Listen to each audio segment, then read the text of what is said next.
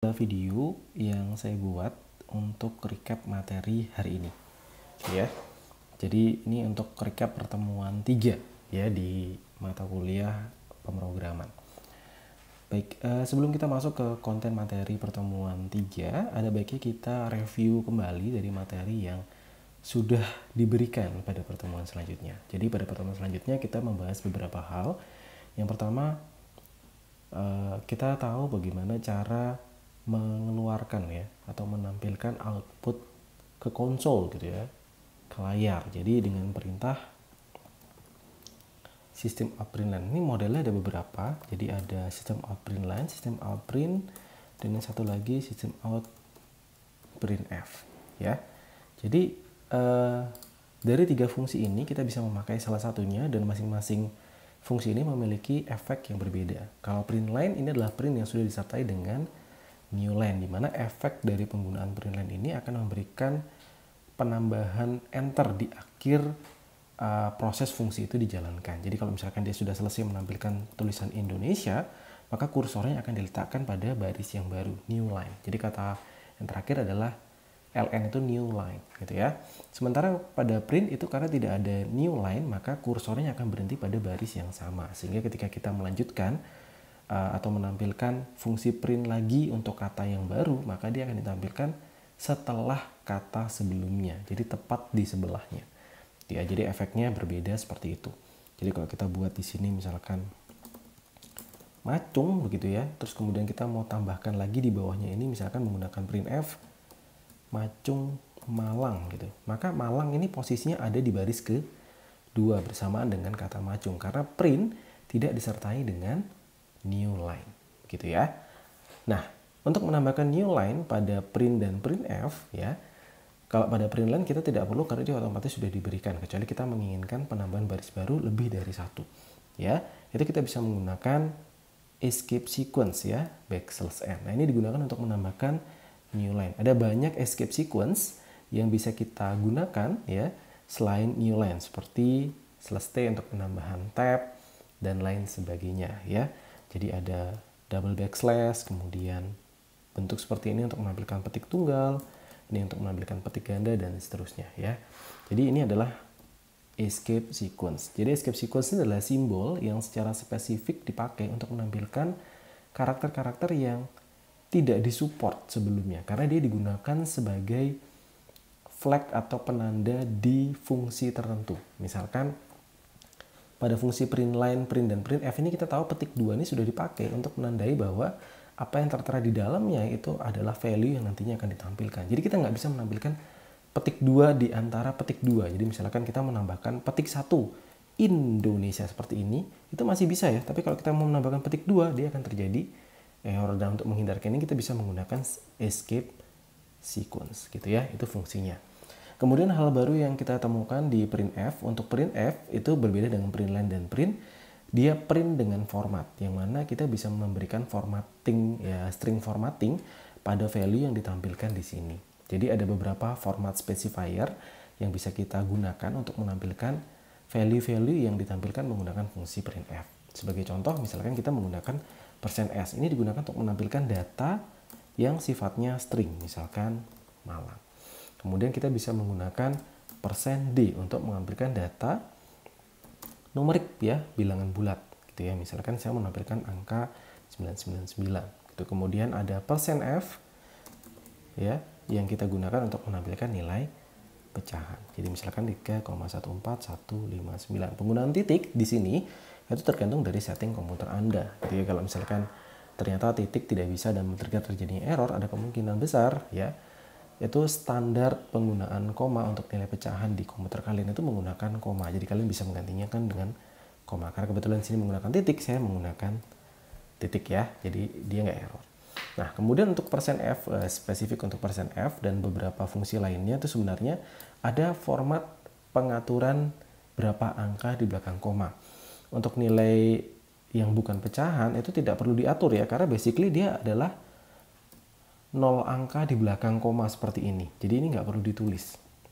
Sementara untuk nilai pecahan kita bisa atur, misalkan 2 angka di belakang koma dengan menambahkan titik 2f. Begitu ya. Kalau misalkan mau diambil 5 angka ya tinggal diganti titik 5F. Begitu.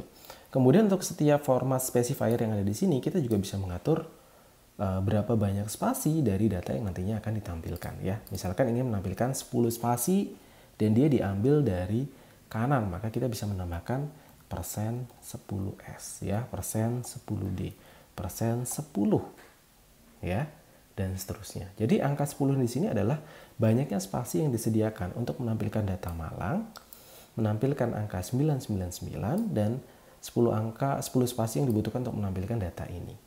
Begitu ya. Nah, jika kita ingin tulisannya itu rata kiri, maka kita harus menambahkan nilai negatif. Begitu ya. Jadi kita memberikan nilai lawannya. Begitu. Ya, jadi kalau misalnya kita jalankan, nah seperti ini, maka akan ada kurang lebih sebanyak 10 spasi, termasuk tulisan itu sendiri. Jadi tidak diberikan 10 spasi setelah katanya ya, tidak. Tapi 10 spasi ini termasuk dengan kata atau value yang nantinya akan ditampilkan. Sehingga ini sangat penting ya. Jadi printf ini sangat penting untuk pengaturan string, misalkan ingin membuat tampilan tabel yang rapi dan seterusnya. Gitu ya. Ini untuk printf. Jadi hanya ini. Kemudian untuk variabel, kita tahu untuk bentuk variabel kita harus menentukan tipe data ya. Ada banyak tipe data yang berlaku di Java. Yang pertama ada integer, misalkan integer A gitu ya. Kemudian kita bisa nilai pecahannya float ya, float B misalkan begitu ya. Nah, integer ini punya banyak kategori. Kategori ini menjelaskan rentang dari nilai integer yang bisa diterima. Ya, dari yang paling kecil itu byte ya. Kemudian byte ada short ya. Kemudian ada long. Ini dibuat sendiri ya. Gini. Yang terakhir yang paling besar adalah long ya, D. Nah, seperti ini. Sementara untuk float cuma ada 2, float dan double. Yang paling umum dipakai adalah double ya. Begitu. Kemudian untuk karakter kita bisa menggunakan karakter seperti ini. Kemudian untuk bentuk stringnya bisa bentuk seperti ini. Kemudian untuk boolean kita bisa pakai boolean ya. Ini karena namanya sama ya. Nah, nggak bisa ini floats, misalnya ini floaty ya. Oke, jadi in, byte, short, dan long ini digunakan untuk menyimpan bilangan bulat ya, yang mana untuk long itu dia ada penambahan flag. Jadi misalkan kita ingin menambahkan angka 1 miliar gitu ya, nah dia harus ditambahkan dengan L ya, itu menunjukkan bahwa ini dalam format long. Begitu juga dengan float ya. Jadi ada 2 tipe data di Java yang membutuhkan flag khusus untuk setiap nilai yang dituliskan. Jadi kalau kita nulisnya 3,14 seperti ini, dia akan error. Tapi kalau kita sudah kasihkan F, dia nggak akan jadi error. Jadi flag ini digunakan untuk menandai bahwa value yang ada di sini itu adalah value dengan tipe data floating point. Ya, berbeda dengan double ya, sama-sama nilai pecahan, tetapi dia bisa menghandle tanpa harus menggunakan flag apapun. Ya, begitu juga untuk karakter dan string ya. Kalau karakter ini tepat untuk satu karakter, biasanya dia menggunakan petik tunggal. Jadi misalkan A seperti ini, dia nggak bisa 2 karakter seperti ini ya, dia error pasti. Nah, kalau misalkan lebih dari 1 karakter, kita menggunakan string. Nah, untuk string kita menggunakan petik ganda. Jadi misalkan A, B, C, D, E, F nah, seperti ini ya. Begitu. Untuk boolean, tipe data boolean itu hanya bisa menyimpan 2 buah nilai ya, true atau false. Seperti ini. Begitu ya. Jadi ini adalah perintah yang bisa diterima di Java. Kemudian ini adalah tipe-tipe data yang biasanya cukup sering dipakai. Jadi untuk bilangan bulat kita pakai integer, kemudian untuk pecahannya kita pakai double, kemudian yang ini sesuai kebutuhan ya. Byte, short, long, dan float ini termasuk tipe data yang cukup jarang dipakai di bahasa pemrograman Java. Begitu. Ya. Kemudian untuk mengambil nilai ya, jadi untuk memberikan nilai ke sebuah variabel kita bisa menuliskannya seperti ini ya, langsung diberikan assignment dengan operasi sama dengan, atau kita bisa menggunakan objek dari kelas scanner ya. Jadi kalau misalkan masih ingat scanner in ya, jadi ini adalah nama dari objek scannernya, kita bisa new scanner system in seperti ini ya. Dia otomatis akan import yang namanya Java Util Scanner ya. Jadi ini adalah kelas yang ada di dalam package Java Util Scanner ya. Itulah adalah library-nya. Jadi untuk mengambil nilai dari user kita cukup menyesuaikan dengan format angka yang mau diambil. Misalkan A integer yang ada di sini ya, kita ingin mendapatkan inputan dari user, kita cukup panggil objeknya dot next integer ya. Jadi kalau misalkan mau byte ya, misalkan B itu byte, next byte ya, dan seterusnya. Begitu ya, dan seterusnya. Double ada next double gitu dan seterusnya. Untuk karakter dan string ya, untuk string ya itu dia tidak menggunakan next.string tapi dia menggunakan next atau next line ya. Bedanya next dengan next line, kalau next itu akan menghiraukan spasi, jadi spasi akan dianggap sebagai enter gitu ya, dianggap sebagai pemisah gitu ya, pemisah dari inputan. Sementara kalau next line dia akan mengambil sampai penekanan enter. Jadi spasi juga dianggap sebagai inputan. Sementara untuk karakter, nah ini cukup tricky ya, karena nggak ada fungsi untuk mengambil karakter. Jadi kalau kita masukkan pakai next, maka kita masukkan lebih dari satu karakter, maka semuanya akan diambil. Padahal karakter hanya bisa menerima satu karakter saja. Karakter ya, char ini hanya bisa menerima satu karakter saja. Kalau dimasukin dua, dia kan pasti error. Nah, apa yang bisa kita lakukan di sini? Yang pertama kita bisa ambil dulu stringnya, ya. Kemudian kita bisa olah ke dalam karakter. Misalkan karakter itu di sana namanya cc, cc sama dengan ss dot, ya. Nah, char add 0. Nah, ini adalah upaya untuk mendapatkan inputan, ya, dari ss pada karakter indeks ke 0. Jadi hanya diambil dari satu karakter pertama yang dituliskan, ya. Ini kita bisa tes ya. Jadi ini kalau misalnya kita masukin macung gitu. Nah, dia ngambil M-nya aja. Ini kita print dulu ya. Nah, ini CC itu isinya apa? Ini misalkan macung. Nah, kita berhasil ngambil M-nya aja. Gitu ya. Ini untuk yang tipe data karakter. Gitu ya. Sementara untuk boolean tuh nggak bisa di input, nggak bisa. Ya, nggak bisa kita masukin true. Jadi misalkan nggak ada next boolean tuh nggak ada ya. Jadi boolean itu adalah kondisi yang di-trigger dari operasi ya, atau dia di-assign secara langsung ya, itu bedanya. Jadi untuk boolean itu dia nggak bisa pakai scanner ya. Jadi kan misalkan bool itu bisanya di set true seperti ini langsung, atau dihasilkan dari sebuah operasi. Misalkan 1 lebih kecil daripada 2, nah misalnya kayak gini, ini hasilnya true ya. Jadi bisa dari operasi seperti ini atau bisa dari operasi comparison gitu ya. Misalkan apakah 1 sama dengan 2, nah, ini kan hasilnya false gitu ya, dan seterusnya.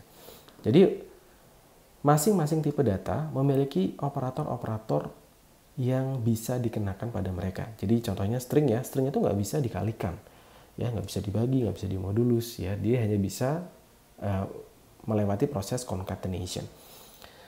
Begitu juga dengan karakter ya. Sementara tipe data numerik lainnya itu bisa, begitu ya. Boolean juga nggak bisa ya. Boolean tuh nggak bisa dijumlahkan, dikalikan tuh nggak bisa ya. Bisanya di apa? Ya di AND, di OR gitu ya. Jadi operasi logik ya, operasi logika.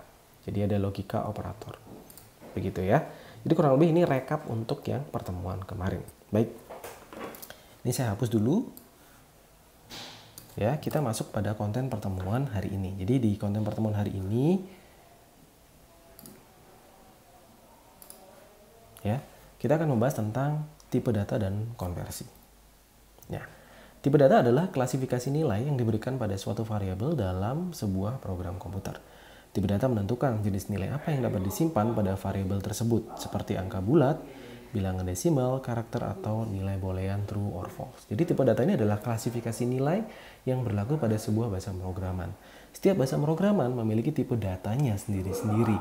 Sehingga ketika kita mendalami bahasa pemrograman tertentu, kita juga harus mempelajari gitu ya, tipe data yang berlaku di bahasa pemrograman ini apa saja dan bagaimana mereka melakukan klasifikasi nilai ya di bahasa pemrograman tersebut. Gitu ya. Mungkin ada bahasa pemrograman yang tidak mengenal yang namanya tipe data gitu ya. Jadi kita nggak perlu menuliskan atau menghafal tipe datanya. Dia akan secara otomatis mengenali berdasarkan nilai yang diberikan. Itu ada ya. Contohnya misalkan PHP gitu ya. kita nggak perlu buat tipe datanya apa gitu ya. Dia langsung bisa mengenali, oh ini nilai untuk nilai integer. Gitu ya. Ini nilai pecahan. Ini nilai karakter dan seterusnya. Gitu ya. Jadi tipe data ini menjelaskan klasifikasi nilainya. Ya. Kemudian berdasarkan pembagian gitu ya, tipe data itu bisa dibagi menjadi dua, tipe data primitif dan tipe data non primitif ya. Tipe data primitif adalah tipe data yang menyimpan literal value ya pada variabelnya. Begitu. Jadi kalau misalkan ada sebuah objek yang memiliki tipe data primitif, maka yang disimpan itu adalah literal value, nilai aslinya. Begitu ya, nilai aslinya. Contoh tipe data primitif adalah byte, short, in, long, seperti yang tadi sudah saya kemukakan, adalah tipe data primitif yang dikenali di Java. Belum tentu tipe data primitif ini dikenali oleh bahasa-bahasa pemrograman lainnya ya. Jadi ini sangat disesuaikan sekali dengan bahasa pemrogramannya masing-masing. Gitu ya. Jadi tipe data primitif menyimpan literal value, langsung nilainya. Nggak ada calonya kasarnya gitu ya. Jadi langsung menyimpan nilainya. Berbeda dengan tipe data kelas yang mana yang disimpan itu sebenarnya bukan nilai tetapi adalah reference. Ya. Jadi alamat yang menyimpan nilainya. Ya. Sehingga dampaknya apa? Dampaknya pada bagaimana cara kita berkomunikasi dengan data atau nilai tersebut. Ya. Tipe data primitif itu bisa langsung dikelola, tetapi kalau tipe data kelas ada caranya sendiri ya. Contohnya misalkan untuk kelas, kita nggak bisa langsung mengelola atau memanipulasi nilai yang ada di dalam kelasnya. Lewat mana kita bisa berkomunikasi atau memanipulasi nilainya? Lewat fungsi yang nantinya akan diajarkan di materi-materi akhir ya. Jadi kurang lebih tipe data kelas seperti itu ya, atau tipe data non primitif tepatnya. Nah, tipe data non primitif ini termasuk kelas ya. Ada string, ada array, ada interface, ada enum, ada date, kalender dan lain sebagainya. Nah, ini adalah contoh tipe data primitif dan bagaimana dia digunakan di dalam program. Jadi kita bisa lihat bahwa apa yang di-assign ke dalam dirinya itu adalah langsung literal value. Ya. 1 ya 1 miliar ya 1 miliar, 3,14159 ya langsung nilainya, begitu ya. Jadi tidak melewati proses-proses yang lain ya, proses-proses khusus gitu nggak lewat gitu. Nah, untuk tipe data non primitif seperti string, nah untuk string ini dia tipe data eksklusif ya, dia memiliki cara penanganan yang boleh dibilang itu boleh dianggap tipe data primitif, tapi juga bisa dianggap sebagai tipe data non primitif. Kalau kalian perhatikan di baris pertama ini dia diperlakukan seperti tipe data primitif, yang mana S itu langsung diberikan nilai Lucky Irawan. Sementara pada bagian yang di bawah itu dia diberlakukan seperti tipe data non primitif, yang mana untuk meng-assign nilainya dia tidak bisa langsung di-assign. Ya, tapi dia menggunakan constructor ya, new string Lucky Irawan ya. S dan SS ini sebenarnya sama, value-nya sama, tetapi karena perlakuannya atau bagaimana dia dioperasikan, dampaknya ke bagaimana kita bisa mengoperasikan value S dan SS ke depannya. Gitu ya, itu akan berbeda. Yang satu, yang S ya, yang satu S-nya itu akan dipandang sebagai tipe data primitif yang mana bisa langsung dioperasikan karena literal value.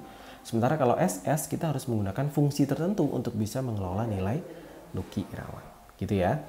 Nah, contoh yang lain misalkan array seperti ini ya, yang nantinya akan ada waktunya untuk dibahas. Kemudian ada class ya. Kemudian ada ini interface ya. Kalau interface ada interface sendiri ya. Ini enum ya, enum. Jadi ini state ini adalah enum, tipe data yang kita buat sendiri yang namanya state. Ya, kemudian ada date dan lain sebagainya. Itu adalah contoh tipe data non primitif. Kemudian sebagai bahan diskusi kita hari ini, kita akan membahas tentang beberapa poin ya. Di sini saya buat beberapa poin. Apa perbedaan tipe data primitif dan tipe data non primitif? Jadi kalau boleh saya simpulkan gitu ya secara sederhana, tipe data primitif dan tipe data non primitif. Tipe data primitif itu adalah tipe data yang menyimpan literal value ya, value originnya. Sementara non primitif tidak, dia menyimpan reference value. Reference itu adalah alamat yang menuju pada nilai aslinya. Jadi kita harus lewat calo dulu ya. Begitu. Kenapa sih tipe data non primitif ini dia menyimpan reference variable, reference value? Karena sebenarnya dalam tipe data non primitif dimungkinkan sekali dia memiliki nilai lebih dari satu. Ya, sehingga berdasarkan struktur kelasnya gitu ya, dia bisa memiliki lebih dari satu, sehingga alih-alih menyimpan literal value-nya, dia menyimpannya dalam bentuk alamat yang nantinya mengacu pada kumpulan nilai yang bisa dimiliki oleh tipe data tersebut. Gitu ya. Kemudian tipe data primitif tidak dibentuk dengan fungsi-fungsi bawaan. Ya, jadi kalau misalkan kita ingin melakukan operasi manipulasi terhadap nilai yang ada pada tipe data primitif, itu ya kita langsung operasikan gitu ya. Ditambah ya ditambah, dikurang ya dikurang gitu ya. Dihapus ya dihapus gitu ya misalkan. Tapi kalau tipe data non primitif, untuk mengoperasikannya itu sangat bergantung dari operasi fungsi yang ada pada tipe data tersebut. Ya, jadi komunikasinya, operasi manipulasinya itu dilakukan melalui fungsi dari kelas yang bersangkutan. Begitu. Ya. Kemudian yang kedua, apa itu user defined data type dan system defined data type? Berdasarkan katanya kita bisa jelaskan bahwa user defined data type adalah tipe data yang didefinisikan sendiri oleh user, oleh kita. Sementara system defined data type adalah tipe data yang sudah didefinisikan lebih dulu oleh bahasa pemrogramannya. Ya, user defined data type ini bisa seperti kelas ya, interface, enum, array. Jadi semua tipe data kelas itu hampir semuanya itu bisa kita buat menjadi user defined data type. Ya. Sementara sistem defined data type ini sudah didefinisikan lebih dahulu seperti library ya, yang sudah tersedia oleh Java, string gitu ya, math dan seterusnya. Itu semuanya sudah tersedia di Java dan bisa kita pakai atau kita sebut dengan Java API di sini. Begitu ya. Kenapa kita perlu user defined data type ya? Karena ada masa di mana nilai-nilai basic yang sudah dibuat gitu ya, base value-nya, base data type yang sudah ada itu ternyata nggak cukup untuk merepresentasikan kasusnya.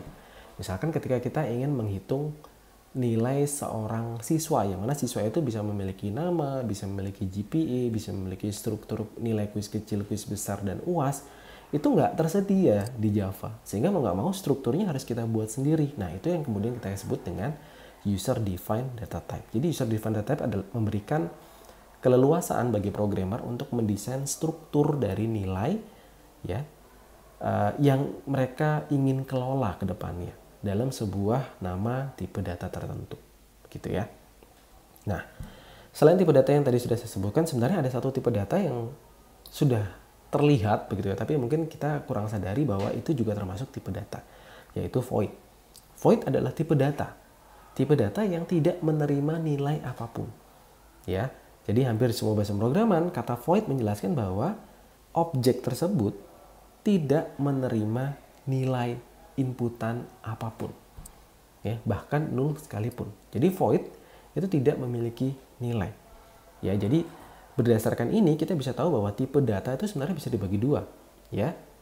Non-valuable data type dan valuable data type, ya.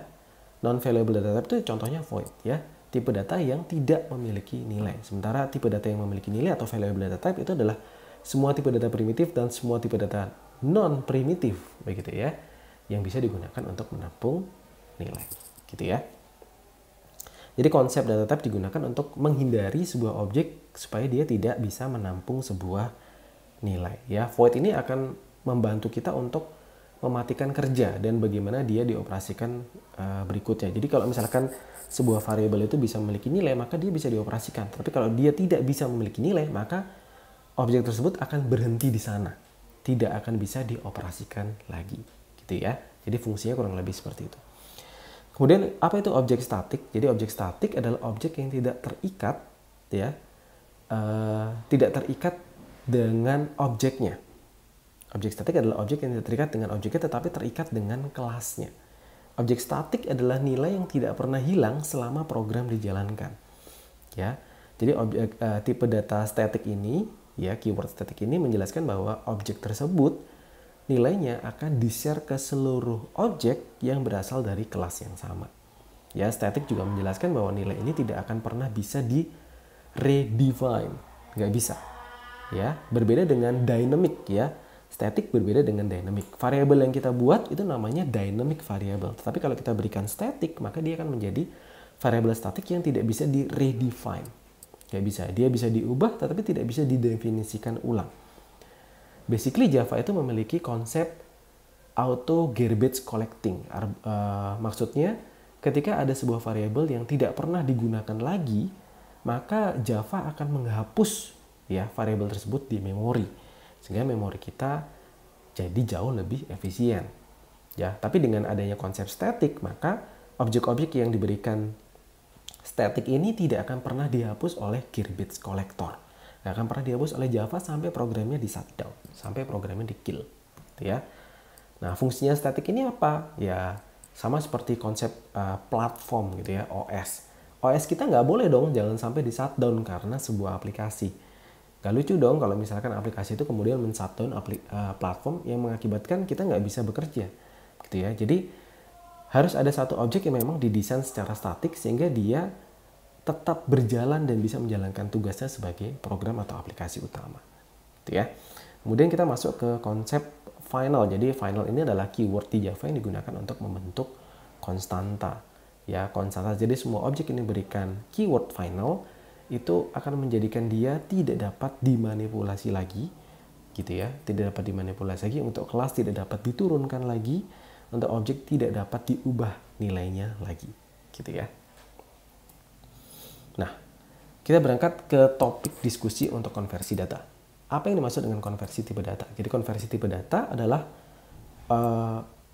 operasi manipulasi yang dilakukan pada sebuah nilai sebuah objek dengan tipe data sebelumnya menjadi sebuah tipe data yang jauh berbeda dari tipe data yang sebelumnya tadi.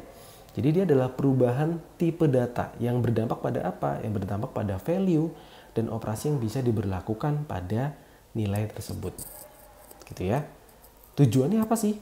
Tujuannya adalah menyamakan persepsi gitu. Misalkan kita ingin mengelola nilai yang memperhatikan nilai pecahan. Nah, kalau inputannya integer, kita nggak mungkin mendapatkan nilai pecahannya, sehingga kita perlu melakukan konversi, gitu ya. Jadi idealnya adalah menyamakan persepsi, menyamakan konteks ya, sehingga nilai yang dikehendaki itu benar-benar kita manipulasi sesuai dengan kebutuhannya. Ya, kalau misalkan inputannya adalah sebuah string dan kita harus mengelolanya melalui operasi aritmetik gitu misalkan, kan nggak mungkin. Nah, itu pada saat itulah dilakukan konversi tipe data. Jadi konversi tipe data ini digunakan untuk menyamakan konteks ya, sehingga operasi yang ingin diberlakukan pada nilai tersebut dapat dilakukan dengan baik dan benar. Gitu. Apa saja konversi tipe data yang ada di Java? Jadi kurang lebih konversi tipe data di Java bisa dibagi menjadi 3. Yang pertama namanya promotion, ya, promosi, naik jabatan, promotion. Kemudian yang kedua itu namanya casting, yang ketiga namanya parsing. Jadi untuk promotion itu tidak ada kata kuncinya, ya, nggak ada. Jadi untuk promotion itu dilakukan secara otomatis oleh Java sendiri, ya. Sementara untuk casting itu kita harus menuliskan kode, ya, kode tipe datanya di dalam kurung pada nilai yang nantinya akan diubah. Gitu ya, nanti akan saya berikan contohnya setelah ini. Kemudian yang terakhir adalah parsing. Nah, parsing ini adalah konversi tipe data dari string ke numerik atau sebaliknya. Gitu ya. Dan nggak semua bisa diparsing ya. Jadi misalkan kata ABC itu nggak bisa diparsing jadi angka. Jadi yang bisa diparsing adalah nilai-nilai karakter yang memang ya bentuknya numerik. Itu bisa dilakukan parsing. Gitu ya. Bagaimana cara melakukan konversi tipe data kelas ya? Tadi saya bilang kelas itu punya strukturnya sendiri dan kita nggak bisa melakukan konversi sesuka hati gitu, nggak bisa ya. Kalau kita lakukan konversi secara semena-mena, ya ada kemungkinan data yang ada di dalam kelas itu sebagian atau seluruhnya bisa hilang, begitu ya. Kalau kita konversi ke bentuk yang lebih kompleks, datanya mungkin nilainya tidak akan hilang, justru akan bertambah. Tapi kalau misalkan kita konversi ke bentuk yang lebih basic, lebih simple, maka ada kemungkinan besar nilai-nilai tersebut sebagian kecil atau sebagian besar justru hilang, gitu ya. Ini saya berikan contoh untuk konversi tipe data yang ada di Java ya. Jadi konversi tipe data di Java itu bisa dilakukan misalkan integer A sama dengan 1. Kita tahu 1 ini adalah sebuah angka yang sebenarnya nggak perlu disimpan dalam bentuk integer, ya. Sebenarnya dia byte aja cukup, gitu ya. atau misalkan short gitu. Short S sama dengan 1 seperti ini. Nah,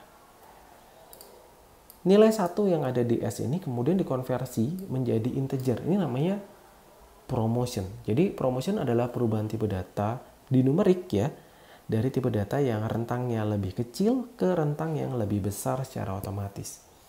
Begitu ya. Jadi misalkan dari byte ke short itu otomatis, short ke integer itu otomatis, integer ke long itu otomatis. Ya. Begitu. Nah, kemudian yang kedua adalah casting. Casting ini dilakukan pada tipe data bilangan bulat dan bilangan pecahan. Misalkan kita ingin mengambil nilai bulat dari sebuah nilai boolean, nilai float ya, nilai double. Misalkan double D 1,234,5. Nah, seperti ini. Kemudian kita mau ngambil nilainya seperti ini. Ya. Kan nggak bisa tuh, ya. Karena apa? Karena D-nya adalah double. Jadi kita bisa convert dulu. Nah, seperti ini. Ya, jadi untuk casting dia harus menambahkan tipe data di depannya. Ya, ini akan berlaku sama untuk semuanya ya. Jadi misalkan kalian ingin melakukan konversi gitu ya. Sebaliknya gitu. Misalkan D kalian mau konversi, yang A itu kalian konversi ke float dulu. It's double ya. Kemudian A seperti ini. Nah, ya ini D-nya sama ya. Nah, kayak gini. Ini oke, ya. Ini di sini warnanya abu-abu kenapa? Kalau kita hapus, error nggak? Enggak. Kenapa nggak error? Karena ini termasuk promotion sebenarnya. Karena tipe data integer itu masih di bawahnya tipe data double. Rentang nilainya itu masih besaran double, sehingga dia nggak butuh yang namanya casting. Gitu ya. Tapi casting itu umumnya terjadi pada tipe data float ke tipe data integer, yang mana kita harus membuang nilai pecahannya gitu ya, ditrunket. Seperti ini. Gitu. Kemudian yang terakhir adalah parsing. Parsing itu terjadi pada nilai string ya. Jadi kalau misalnya kita punya string S seperti ini, kita tahu bahwa 123 di sini adalah karakter bukan angka. Sehingga ketika kita ingin merubahnya menjadi angka, misalkan integer gitu ya, integer IS. Nah, ini bisa pakai integer dot parseInt S. Nah, kayak gini. Ya. Kalau misalnya kita mau rubah ke dalam sebuah nilai pecahan, misalkan kita punya lagi yang lain, SS sama dengan 1, nah, misalnya kayak gitu ya. Kemudian kita mau masukin ke double DS sama dengan double dot parse double. Nah, seperti ini. Masukin SS. Begitu ya. Sisanya tinggal di sort ya. IS DS. Nah, seperti ini. Kemudian kita compile. Tuh, ya. Jadi sekarang sudah bisa dioperasikan. Bukti bisa dioperasikan adalah ya tambahkan aja 1 gitu ya. Kalau error ya berarti belum jadi angka, gitu aja. Tuh. Nah, kalau bisa dioperasikan dengan operasi aritmatika, dia bisa. Ya, kalau karakter itu masih bisa di concatenation, gimana kalau kita tambahkan dengan atau kita kurangkan gitu, operasinya kita ubah. Bisa juga. Ya. Berarti proses konversi tipe datanya berhasil. Baik. Jadi ini adalah recap untuk materi pertemuan 3. Saya harap kalian bisa mencoba untuk materi-materi lain yang bisa kalian cari begitu ya, dan kemudian kita bisa jadikan materi diskusi untuk pertemuan ketiga hari ini. Gitu ya. Kalau misalnya ada pertanyaan, silakan nanti dituliskan di kolom komentar atau bisa disampaikan pada saat kelas berlangsung. Baik, demikian yang bisa saya sampaikan untuk hari ini. Semoga bermanfaat videonya dan sampai ketemu di penjelasan berikutnya pada video-video selanjutnya. Terima kasih.